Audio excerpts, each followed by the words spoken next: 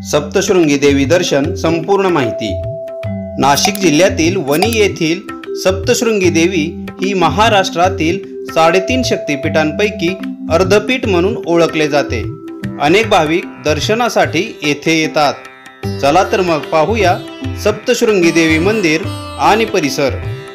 सप्तशृंगी माता मंदिर सह्याद्री पर्वतावर स्थित आहे। इथपर्यंत तुम्ही कसं याल, येथील रोपवेचं तिकीट किती आहे, त्याचं टायमिंग काय असेल, इथे पाहण्यासारखी ठिकाणे कोणकोणती आहेत आणि इथे खाण्यासाठी आणि राहण्यासाठी कोणती सुविधा आहे याची संपूर्ण माहिती तुम्हाला या व्हिडिओमधून मिळून जाईल।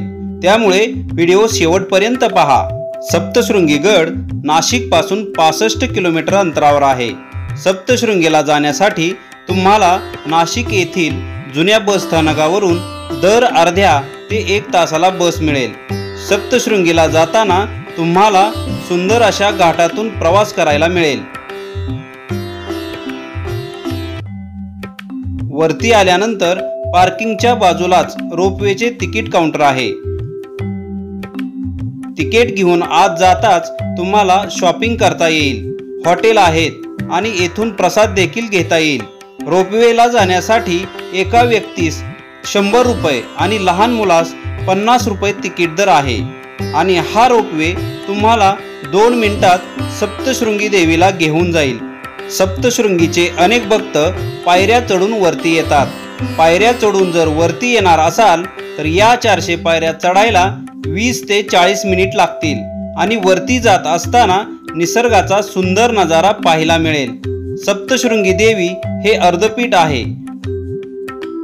आणि या देवीची मूर्ती स्वयंभू आहे आणि हे मंदिर डोंगरावर असल्यामुळे याला सप्तशृंगी गड देखील म्हटले जाते आणि याच ठिकाणी देवीने महिषासुराचा वध केला होता।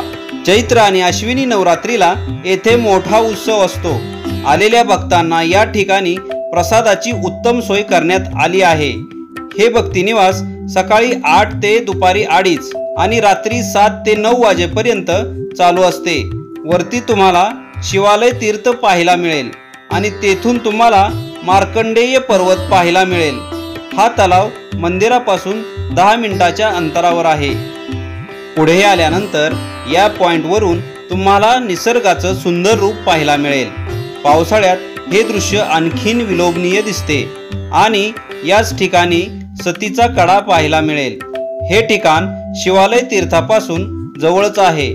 आता आपण आलोय प्राचीन शिवमंदिराजवळ। हे मंदिर काळ्या दगडात बनवण्यात आले आहे।